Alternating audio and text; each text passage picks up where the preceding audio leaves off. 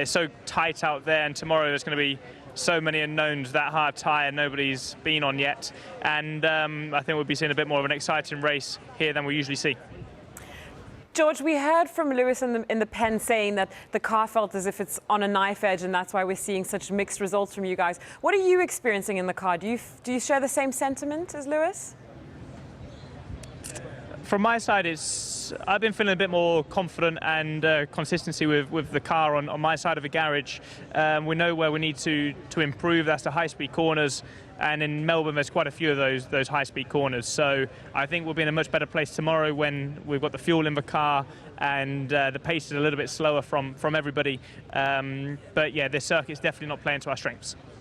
George, everyone seemed slightly surprised with the amount of tyre deg from the long runs yesterday in practice. With 2 days of evolution into the race, do you still think that's going to be an issue? Are we looking at 2 stops rather than the 1 stop that we perhaps expected from last year?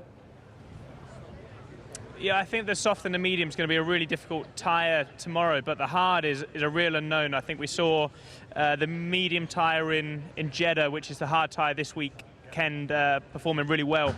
But as I said, the fact is nobody knows because nobody's ran it. So the team on the pit wall are going to have to be really dynamic to see them the tyre deg, and we're going to have to be feeding back a lot to let them know how the tyre's feeling. George, just the last one from me. I just want to pick back up on what you were saying about your experience being slightly different on your side of the garage. Just for us to understand better, what does that come down to? Is that because you guys are running slightly different setups, or is it just because you demand something slightly different from the car than what Lewis does? I'm not too sure, to be honest. From my side, I'm just focused on myself, focused on my team, and trying to maximise it. So, to be honest, I can't really comment on Lewis's feelings. But ultimately, as I said before, we're not quite where we want to be.